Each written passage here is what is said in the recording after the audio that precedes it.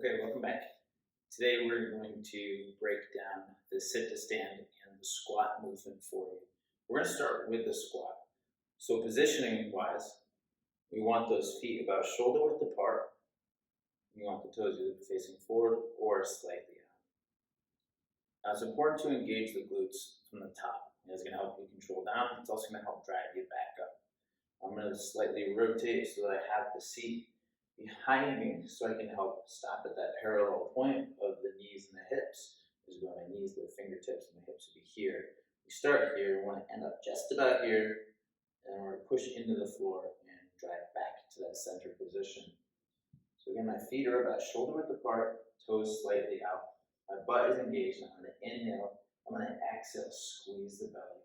Now, I like to keep my hands across my chest. That's going to help keep my chest up, my eyes forward. Now to go into that seated position, that lower squat area, I'm going to gently push my hips backwards and then let them come down. Touch that chair. Maybe I have a full seat and I exhale, push my feet into the floor and then drive back up, all while squeezing the butt, squeezing the belly. Again, hips back and then down, touch, exhale, push into the floor, squeeze the glutes, come back up, good. Now one more with a very touch back and down. Take a look at the knees, they're in line with the toes. Exhale, push into the floor, and we're here. That's our squat position. Now to reverse that, the feet are going to be set up exactly the same way. Now shoulder width apart, toes facing forward or slightly out. I'm going to make sure my butt is all the way on the chair.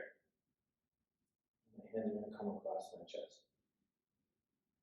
Now we're going to go over a rocking technique today to give you a little extra oomph from the bottom up. I'm at a pretty good position here. My knees are in line with my hips, but if you have a lower chair where you end up something like this, where you have that deeper hip flexion and the knees are above the hips, it's going to be a lot harder to get out of that chair, that couch, whatever seat you're in. So by providing yourself with a little bit of a rocking and a loading motion, that's going to help you drive up. So we got our feet in position, glutes are tight, belly's tight. My hands are going to come across my chest here. I'm keeping my back nice and straight, or as straight as I can. I'm going to gently rock forward. And we're going to do this a couple times. As we do this, you're going to start to feel some pressure. That pressure is going to be here, and it's going to be in the feet. Now when we get up, I want you to think about pushing your feet into the floor and driving up. So I rock forward until I feel that pressure in my feet. And I push, exhale, squeeze, and we're sitting up nice and tall. Same thing, hips backwards and then down.